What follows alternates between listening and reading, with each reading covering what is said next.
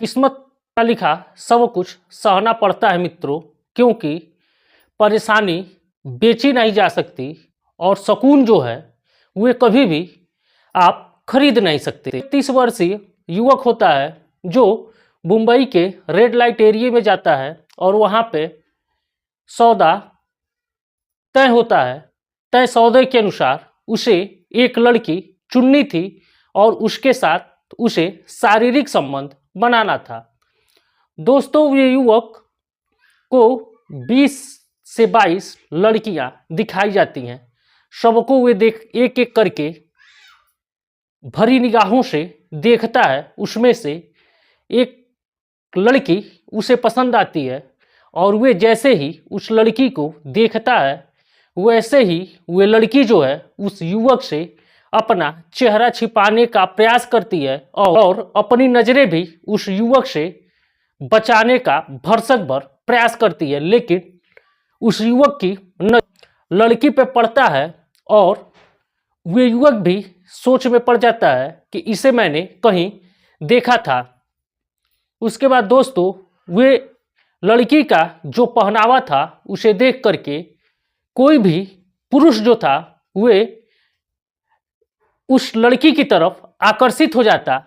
बहुत ही खूबसूरत दिखने में थी, गठीला बदन और आकर्षित कर देने वाला तन था। उसके बाद दोस्तों, वे युवक उस लड़की को ही पसंद करता है और उसे एक कमरे में लेकर के जाता है।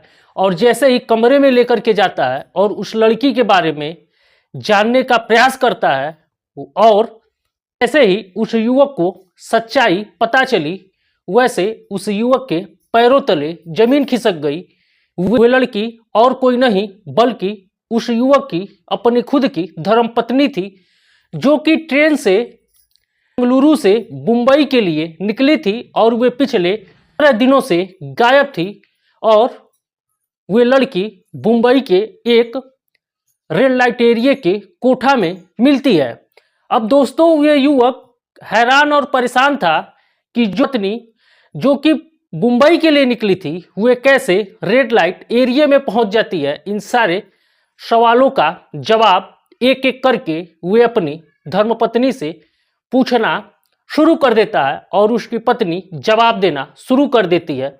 उसके समाज में ये अक्सर होता है कि महिला कहीं से भी कोई भी गलत कदम उठा दे, जाने अनजाने में कोई भी गलत काम कर दे, तो पुरुष जो होता है उस महिला को अपनाने के लिए तैयार नहीं होता है। अगर एक बार पुरुष से कोई भी गलती हो जाए तो पुरुष वर्ग या महिला उसे भूल करके उस पुरुष को अपनाने के लिए तैयार हो जाती है। अब दोस्तों, ये पुरुष भी उस महिला के साथ बहुत ही सोच में पड़ जाता है कि अब उसके साथ करे तो क्या करे। दोस्तों, युवक कुछ ऐसा कदम उठाता है जिसे आप सुन करके उस युवक को सैल्यूट करने का मन करेगा। आप भी कहेंगे वे युवक जो होता है वे इंसानियत की मिसाल पेश करता है। आखिर वे युवक करता क्या है और कैसे उसकी धर्मपत्नी बेंगलुरु से जो उसके पास मुंबई के लिए निकली थी वे आखिर मुंबई के रेड लाइट एरिया में पहुंच जाती है। इन सारे सवालों से पर्दा उठाएंगे तो कृपया वीडियो के अंत तक बने रहें। अब दोस्तों, वीडियो में आगे बढ़ने से पहले आपसे एक छोटा सा विनम्र अनुरोध है कि अगर हमारी इस वीडियो को आप देख रहे हैं तो कृपया वीडियो को लाइक करें, साथ साथ हमारे चैनल को सब्सक्राइब करना न भूलें, ताकि हमारा हौसला और भी बढ़ता रहे और हम आपके लिए इसी प्रकार से सच्ची घटनाओं पर आधारित कहानियां बना करके लाते रहें। और इस वीडियो को भारत के किस कोने से देख रहे हैं कृपया कमेंट करके बताने का जरूर प्रयास करें, ताकि हमें पता चल सके कि हमारा वीडियो कहां तक पहुंच रहा है। अब दोस्तों, देर न करते हुए आइए वापस लौटते हैं। तो कर्नाटक की राजधानी बेंगलोर के एक इंटरनेशनल कंपनी में एक युवक काम करता है, जिस युवक का नाम दीपक होता है। दीपक की उम्र 30 वर्ष के आसपास थी। दीपक की हाल ही में शादी हुई थी और उसकी जो कंपनी थी उसे एक प्रोजेक्ट के लिए 4 से 5 महीने के लिए दीपक को कंपनी जो है वे मुंबई भेज रही थी। इधर नई नई शादी होने की वजह से दीपक जो है वे मुंबई जाने को तैयार नहीं था। चूंकि दोस्तों कंपनी के सामने ये मजबूरी थी, दीपक के अलावा उस प्रोजेक्ट पे और कोई काम नहीं कर सकता था और काफी जब दबाव बनता है तो दीपक मुंबई जाने के लिए तैयार हो जाता है और दीपक जो है मुंबई चला भी जाता है। मुंबई जाने के बाद वहां कुछ दिनों तक रहता है, कुछ दिनों मुंबई में रहता है और वहां पे एक फ्लैट किराए पे ले लेता है। किराए पे फ्लैट लेने के बाद वे अपनी धर्मपत्नी जिसका नाम प्रतिभा होता है, प्रतिभा के पास फोन करता है और कहता है कि प्रतिभा कैसी हो। तो प्रतिभा बताती है मैं ठीक हूं। तो वे अपनी पत्नी से कहता है प्रतिभा क्या तुम मुंबई घूमने के लिए आना चाहोगी। तो उसकी पत्नी जो होती है वह झट से तैयार हो जाती है और वे कहती है कि हाँ मुंबई घूमने का मेरा तो बचपन का सपना था। मैंने मुंबई को सिर्फ पिक्चरों और टेलीविजन में ही देखा था। सच में मुंबई कैसी है मैं आज तक नहीं देखी हूं और मैं मुंबई घूमने के लिए आना चाहती हूं। उसके बाद दोस्तों दीपक जो होता है प्रतिभा के लिए एक ट्रेन में टिकट करवा देता है और कहता है परेशान मत हो, टिकट जो है तुम्हारा करवा दिया हूं और 7 अक्टूबर को तुम्हारा ट्रेन है और तुम इस ट्रेन को पकड़ करके मुंबई चली आना। बेंगलुरु से मुंबई की दूरी तकरीबन 11 से 1200 किलोमीटर के आसपास थी। उसकी पत्नी भी काफी उत्साहित थी मुंबई आने के लिए और दोस्तों धीरे धीरे दिन बीतता चला जाता है और एक दिन ऐसा आता है और एक दिन 7 अक्टूबर का दिन आ जाता है और उसकी पत्नी जो होती है बेंगलुरु रेलवे स्टेशन पे आती है, तय ट्रेन पे, तय बोगी पे और तय बर्थ पे जा करके बैठ जाती है और सबसे पहले वो अपने सास ससुर को फोन करती है और कहती है कि मम्मी पापा मैं आ गई हूँ और ट्रेन में सकुशल बैठ गई हूँ। उसके बाद दोस्तों वे अपने माँ बाप को फोन करती है और बताती है कि मैं मुंबई जा रही हूँ। उसके बाद दोस्तों वे अपने पति दीपक को फोन करती है और दीपक से कहती है कि मैं ट्रेन में बैठ गई हूँ और आराम से मैं आ रही हूँ आपसे मिलने के लिए। तो दीपक कहता है कि तुम परेशान मत हो, मैं मुंबई रेलवे स्टेशन पे तुम्हारा इंतजार करूंगा और तुम आराम से चली आना। हाँ एक चीज जरूर ध्यान रखना, कोई भी अनजान व्यक्ति कितना भी हो किसी से तुम बातचीत न करना। अगर वे कुछ भी खाने पीने की चीज तुम्हें दे तो उसे तुम मत खाना। प्रतिभा कहती है कि अरे मैं इतनी छोटी बच्ची भी नहीं हूं जो आप मुझे इस तरह से समझा रहे हैं। बर्थ के सामने 2 सीट थी, 2 सीट पे 2 पुरुष आकर के बैठते हैं। पहले तो तीनों एक दूसरे से अनजान थे, लेकिन कुछ दूर यात्रा करने के बाद जो पुरुष होते हैं वे एक दूसरे से अपना परिचय देते हैं और एक दूसरे से बात करना शुरू कर देते हैं। उसके बाद दोस्तों धीरे धीरे वे पुरुष जो होते हैं वे प्रतिभा से भी बात करने का प्रयास करते हैं, लेकिन प्रतिभा उन पुरुषों से बात नहीं करती और प्रतिभा लगातार निरंतर कभी वीडियो बनाती तो कभी फोन करके अपने पति को किस स्टेशन तक पहुंची है वे हमेशा बताती रहती थी। उसमें से एक पुरुष जो होता है वह प्रतिभा से कहता है बहन जी लगता है आप पहली बार ट्रेन में यात्रा कर रही हैं, इसलिए आप काफी उत्साहित हैं। तो प्रतिभा कहती है कि नहीं, मैं ट्रेन में बहुत यात्राएं कर चुकी हूं, लेकिन मुंबई की मेरी ये पहली यात्रा है, इसलिए मैं काफी एक्साइटेड हूं। और जो होते हैं वे पूछते हैं कि आपके पति क्या करते हैं। तो वे पति एक इंटरनेशनल कंपनी में काम करते हैं और उनका कुछ प्रोजेक्ट मुंबई में चल रहा है, इसलिए मैं अपने पति के पास जा रही हूं। देखने से वे महिला जो लग रही थी वे काफी अच्छे खासे घर की लग रही थी। उसके बाद वे दोनों धीरे धीरे बातचीत करना शुरू कर देते हैं। दोस्तों प्रतिभा जो होती है वे ट्रेन में अपने घर से खाने के लिए कुछ बना करके ले जाती है। जैसे वे खाने के लिए निकालती है वैसे वे पुरुष जो होते हैं उसे बड़े ध्यान से उसके खाने को देख रहे होते हैं। अब प्रतिभा जो है कहती है कि आप लोग लेंगे क्या। जैसे ही प्रतिभा उन लोगों को ऑफर देती है वे दोनों उसी में से निकालते हैं और खाना शुरू कर देते हैं। धीरे धीरे प्रतिभा का दिया हुआ पहले वे सब खाते हैं। उसके बाद दोस्तों यार उन पुरुषों में बातचीत होना शुरू हो जाती है।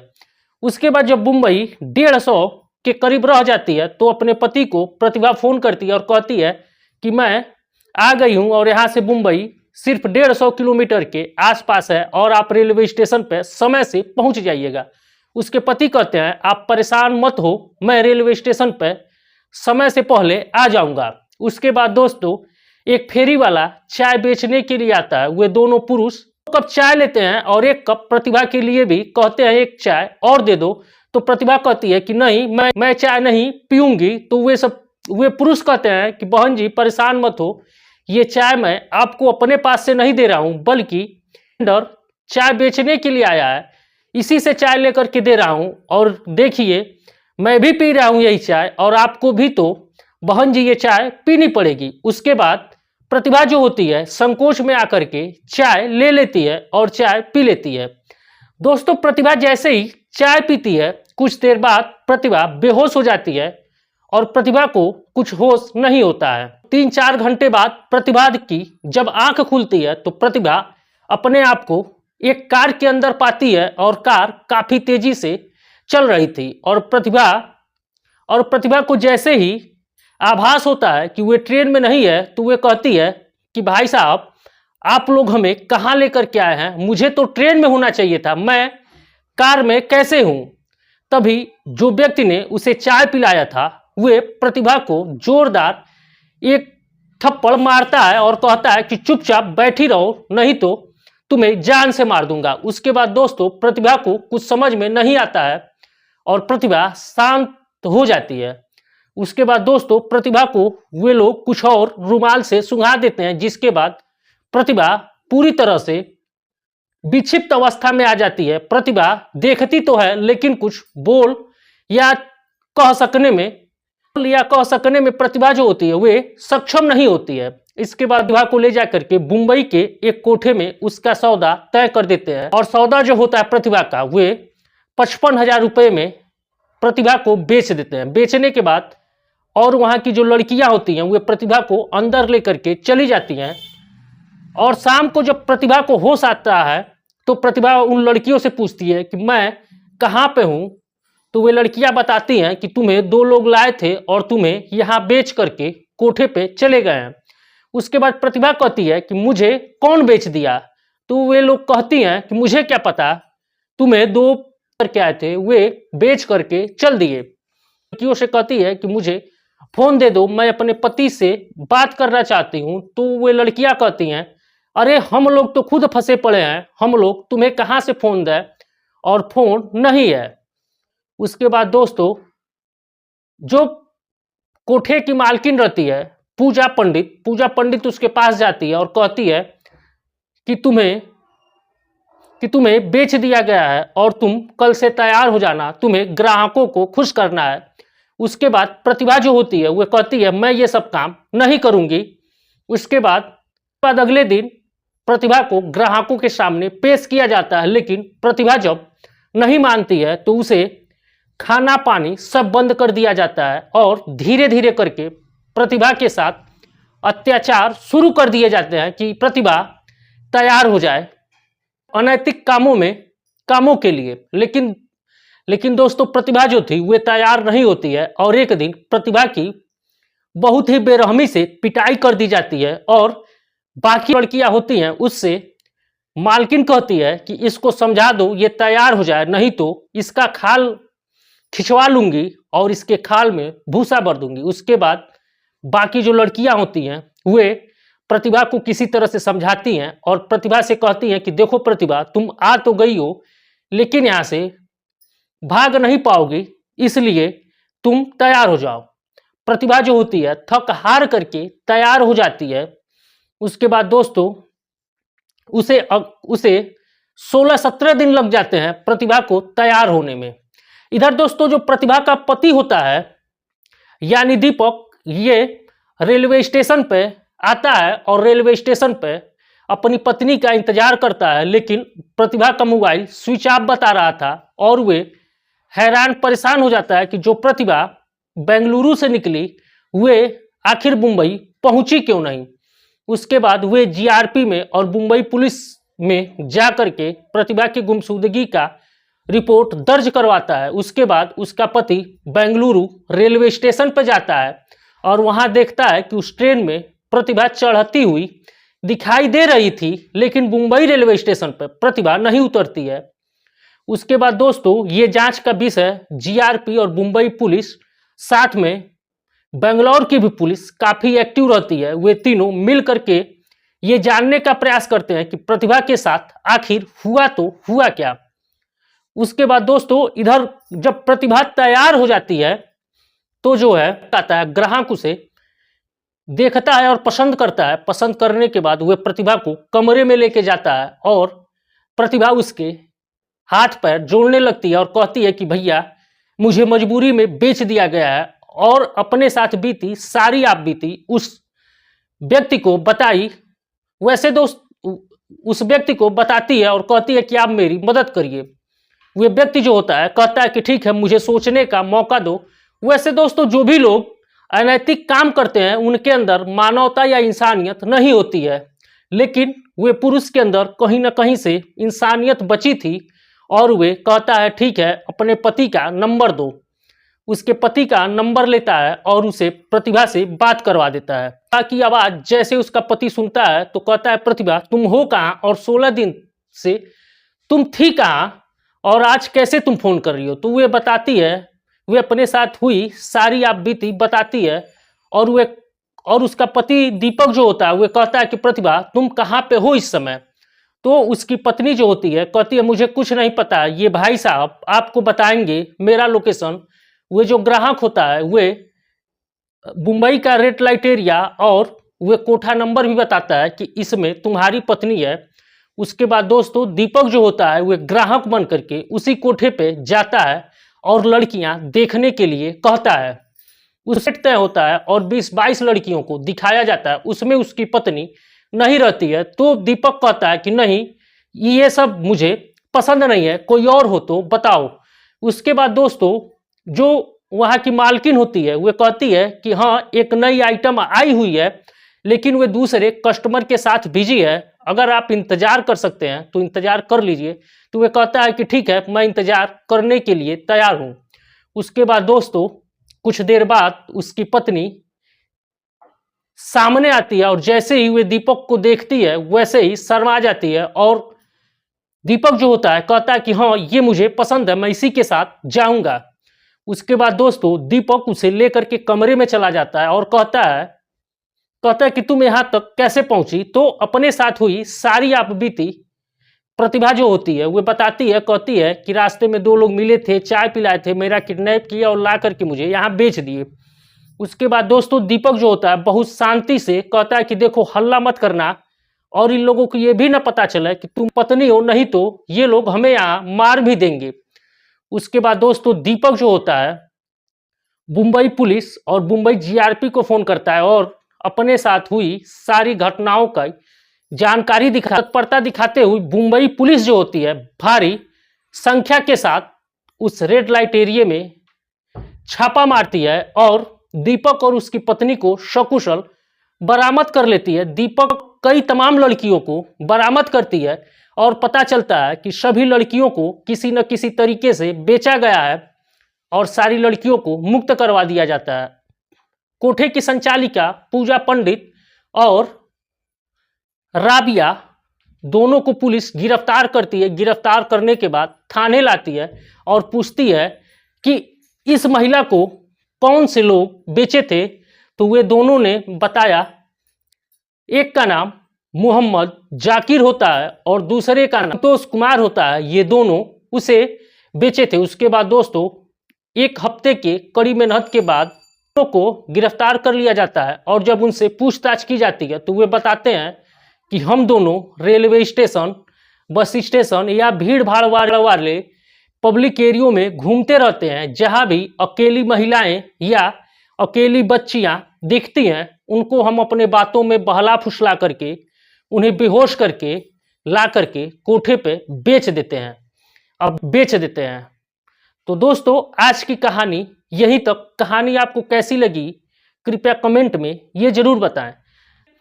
कहानी सुनाने का उद्देश्य किसी को हैरान या परेशान नहीं करना था, बल्कि जागरूक करना था आपके या किसी के घर की जो महिलाएं हों, वे प्रयास करें कि अकेले कहीं भी यात्रा न करें, कहीं भी लंबी दूरी की अकेले यात्रा करने से बचें, साथ में परिवार का कोई एक सदस्य जरूर जाए। तो दोस्तों मिलते हैं अगली वीडियो में, तब तक के लिए नमस्कार।